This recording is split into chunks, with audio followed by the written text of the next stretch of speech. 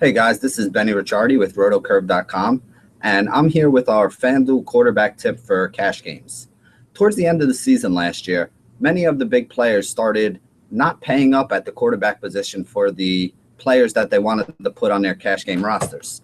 The reason for this is the difference in the spread between some of the top scoring quarterbacks with the top prices and the guys who you could get for a cheaper value option wasn't as big as it was at other positions.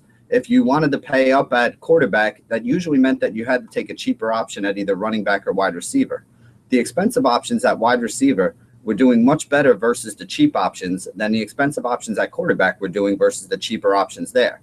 Now, this might not work out as well for you in the first couple weeks of the season, but once we get some injuries rolling around and some rookies who start to get their chance, or some young quarterbacks who start to get their chance to go in there and turn things around, you're going to see that on a weekly basis, you're going to have some cheap options that are going to be able to get you more than half of the points that you can get from paying up for the top options. You have a better chance of paying up at some of the options at running back and wide receiver and getting a far superior outperformance from the average run-of-the-mill player than you do at quarterback on a weekly basis. Now, this doesn't always work out.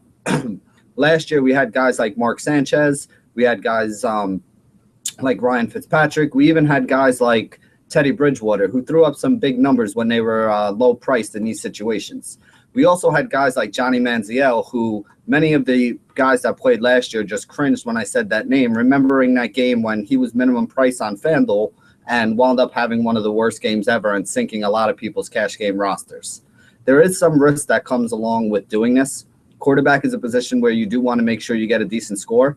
But again, if the top guys aren't producing at an outperforming rate from the mid-tier guys, you're better off going to a position like wide receiver or running back, where there's a huge difference in the spread between a mid-tier, mid-priced guy and the guys up at the top of the list. So this has been one of our FanDuel cash game strategies for you when you're picking your quarterbacks. As always, make sure to check back at rotocurve.com, as we'll be bringing you strategy tips throughout the season. Thank you, and stay classy, DFS.